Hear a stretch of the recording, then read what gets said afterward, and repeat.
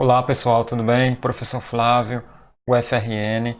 Na aula de hoje iremos falar sobre indutância mútua. Então, vamos iniciar aqui com dois exemplos. O exemplo aqui da esquerda, nós temos aqui um indutor, uma bobina, certo? E aí conectamos essa bobina a uma fonte de tensão alternada. Então, teremos aí um caminho fechado para a corrente e iremos ter aí uma corrente circulando nesse circuito. Trata-se de uma corrente alternada e sabemos que essa corrente alternada irá produzir um fluxo magnético variante com o tempo. Essa corrente alternada, no entanto, precisa seguir um determinado caminho para que esse fluxo possa circular de forma melhor no interior dessa bobina.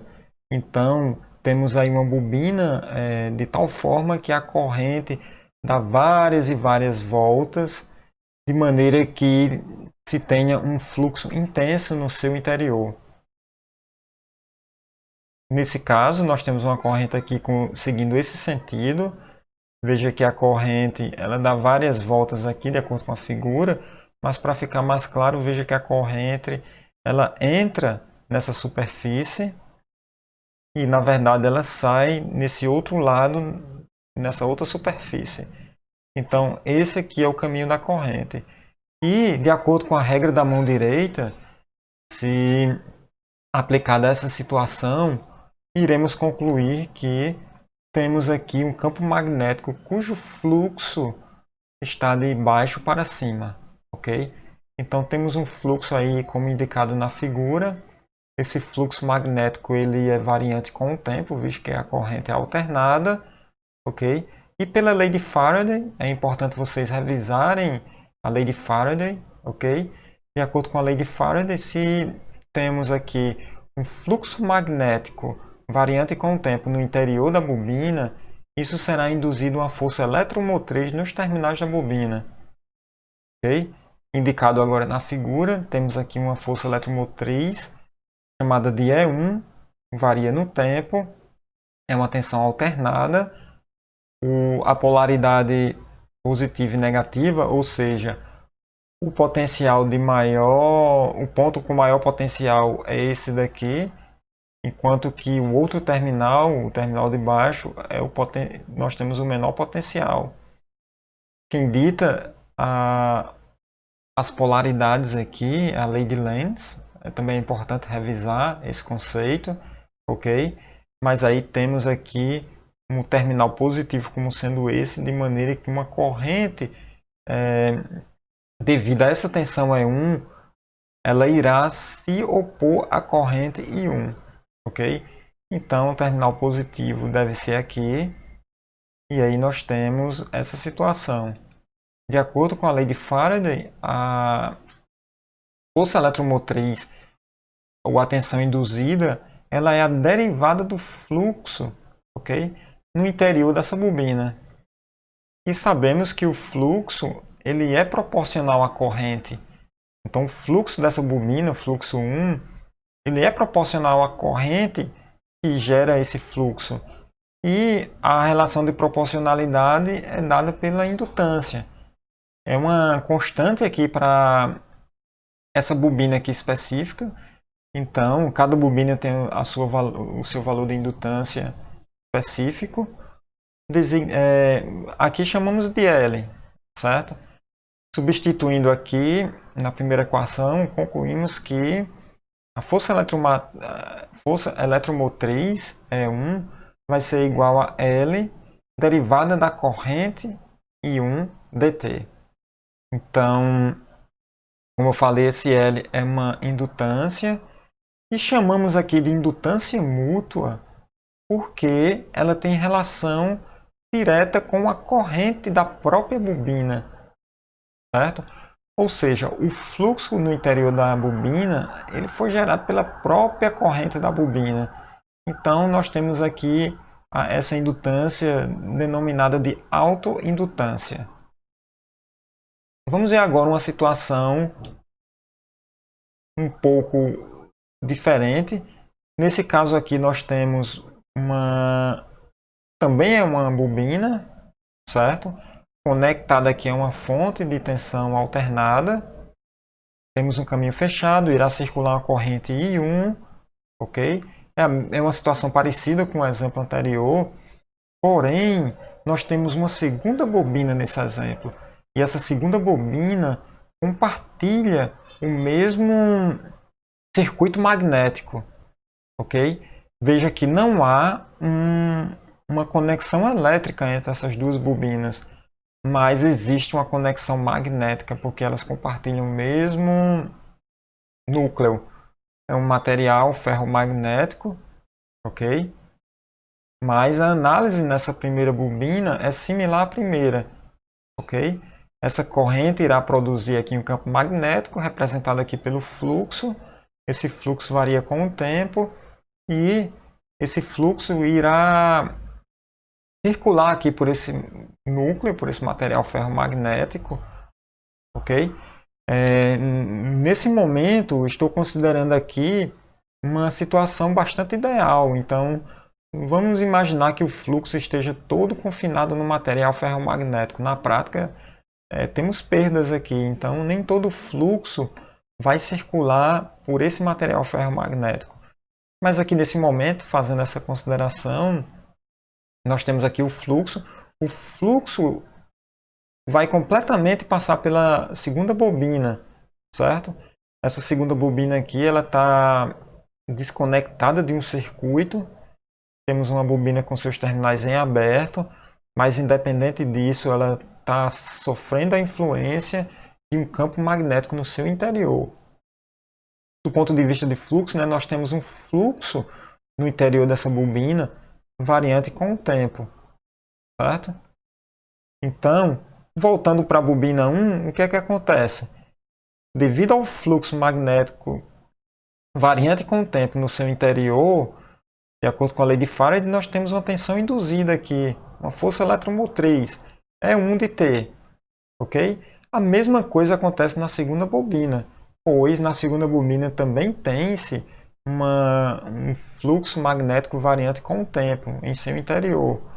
Então, teremos também aqui a indução de uma tensão.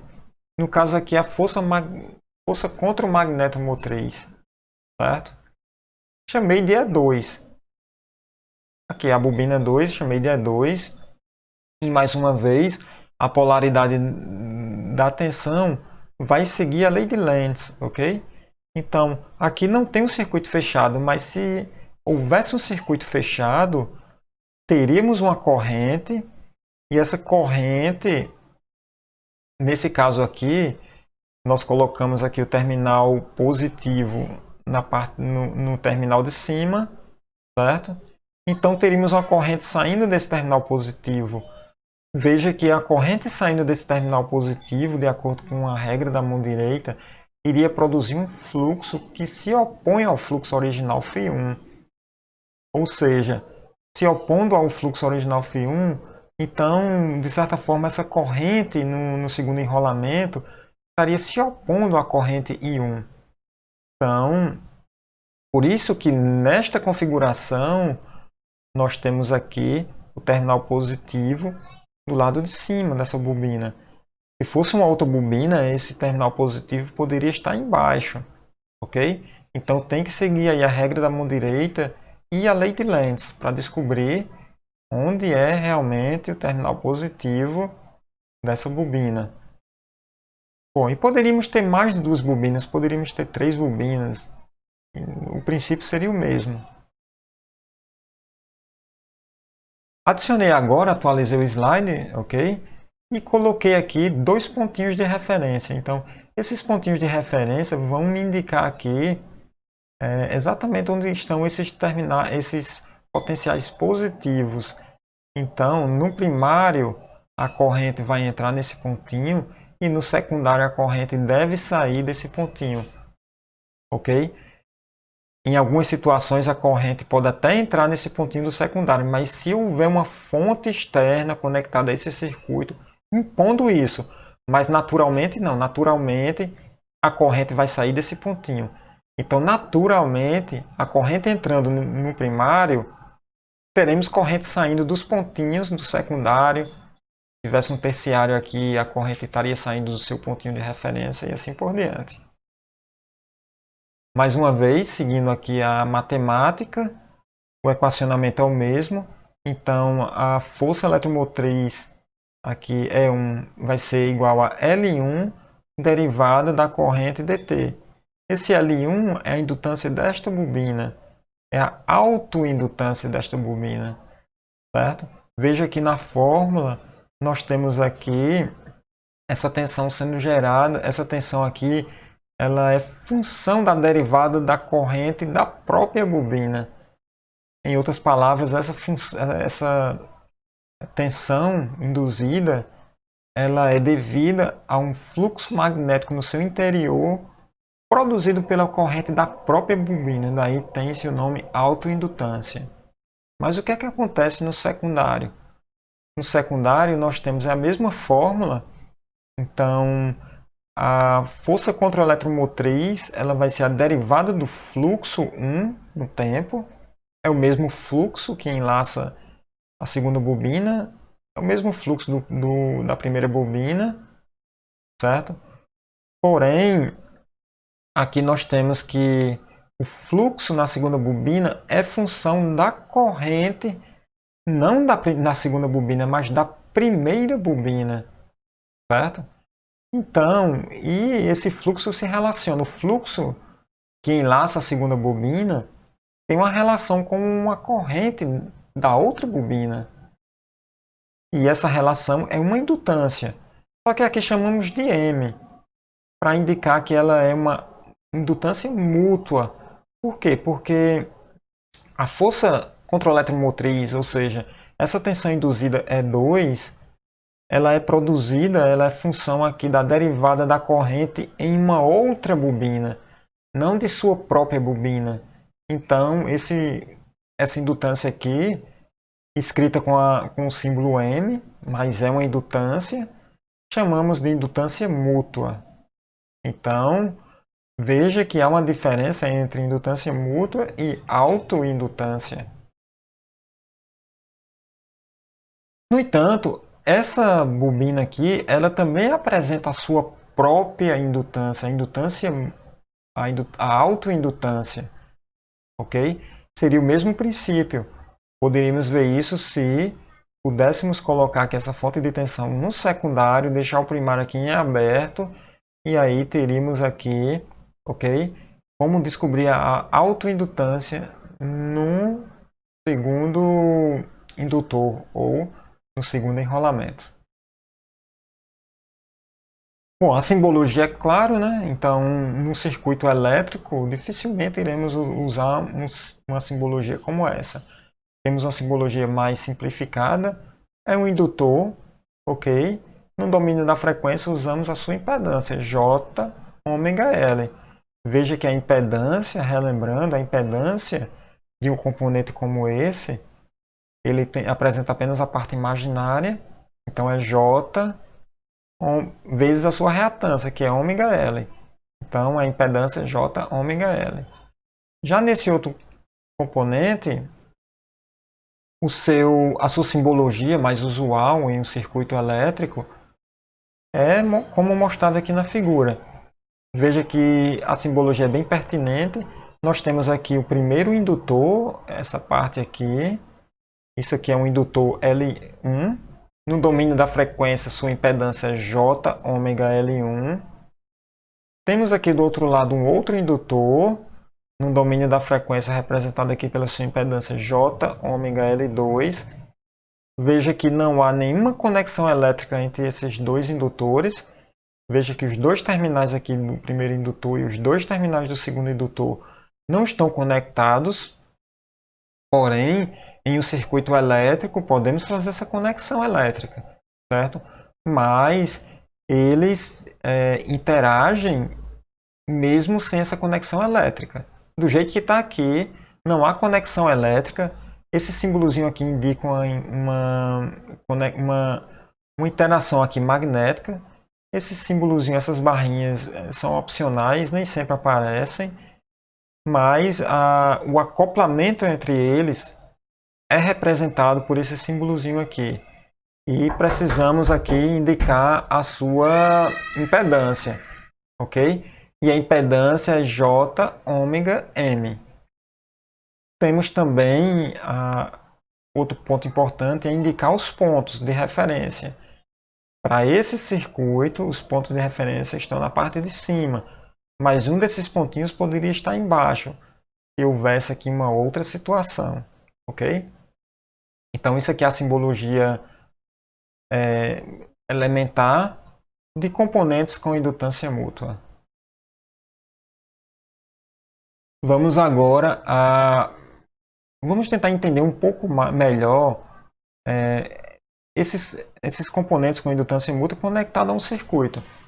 Nesse caso aqui nós temos uma fonte de tensão conectada no primário, ou seja, conectada no primeiro indutor, certo? Com autoindutância L1, cuja impedância é J ômega L1. Já no segundo indutor nós temos aqui uma indutância L2, representado pela impedância J ômega L2. E no esse segundo elemento está conectado a uma impedância Z2, certo? Veja que a princípio não há fonte de tensão, mas existe aqui uma interação entre esses dois circuitos. Apesar de não haver uma ligação elétrica entre eles, mas existe um acoplamento magnético, representado aqui pela indutância mútua, ok? Na sua forma de impedância J ômega M. Temos os pontinhos de referência. Então, no circuito, considera-se uma corrente I1 nesse sentido e teremos uma corrente I2 nesse sentido. Veja que, naturalmente, a corrente I1 entrando no pontinho de referência, teremos uma corrente saindo do outro pontinho de referência, certo? Então, temos essa situação aqui. Vamos fazer uma análise nessa primeira malha. Então, é um circuito com duas malhas, só que as duas malhas eletricamente isoladas. Mas é um circuito com duas malhas. Então, destaquei a primeira malha aqui. Vamos fazer uma análise de malha, ok? Nessa malha. O que é que acontece? Nós temos aqui a corrente I1, ela vai induzir aqui potencial maior aqui, representado pelo mais, e o potencial menor estará no outro terminal, representado pelo menos. Isso de acordo com o sentido dessa corrente I1, ok? E agora podemos aplicar a lei de Kirchhoff das tensões. Vamos seguir esse sentido, sentido horário, ok? E iremos considerar sempre o primeiro sinal de cada elemento. Então, o primeiro sinal para montar a equação de malha. Então, isso é importante, você considera o primeiro sinal. Então, vamos iniciar aqui de um ponto qualquer. Vamos iniciar desse ponto. Então, temos o quê? Chegamos, o primeiro elemento é a fonte de tensão. Primeiro sinal encontrado é menos, então teremos menos V1. Próximo elemento é o nosso indutor. Primeiro sinal, mais, então vai ser mais J ômega L1 e 1. Mas esse elemento tem uma conexão com o outro, certo? Não uma conexão elétrica, como eu falei várias vezes, mas ele interage com o outro circuito. Então temos que considerar a impedância mútua. E a impedância mútua vai ser mais ou menos. Precisamos descobrir se é mais ou se é menos. É um dos dois. Então, teremos aqui uma tensão a mais, que será relacionada aqui com a impedância mútua. Então, vai ser J ômega M. Só que, ao invés de você considerar como é mútua, está relacionado com a corrente do outro indutor. Então, vai ser J ômega M e 2. Isso daqui é igual a zero. Certo? Vamos lembrar, quando a corrente entra num ponto e a outra corrente sai do ponto, certo? O fluxo produzido por essas correntes, esses fluxos, eles se opõem. Então, você deve usar aqui o símbolozinho de menos, né? Então, a polaridade menos. Então teremos aqui, na verdade, mais ou menos, iremos usar o menos nessa situação. Porque corrente entra, corrente sai. Então a equação certa é com menos. Então nessa primeira malha temos essa equação. Vamos analisar agora a segunda malha.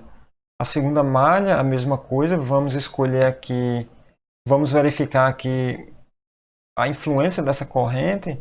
Então essa corrente nesse sentido irá deixar aqui um mais nesse terminal, menos no outro. A corrente vai passar por aqui, a corrente vai subir nessa direção, então vai deixar mais embaixo, menos em cima. E aí vamos usar a lei de Kirchhoff das tensões. Eu vou seguir esse caminho, sentido horário. Então, seguindo o sentido horário, eu vou pegar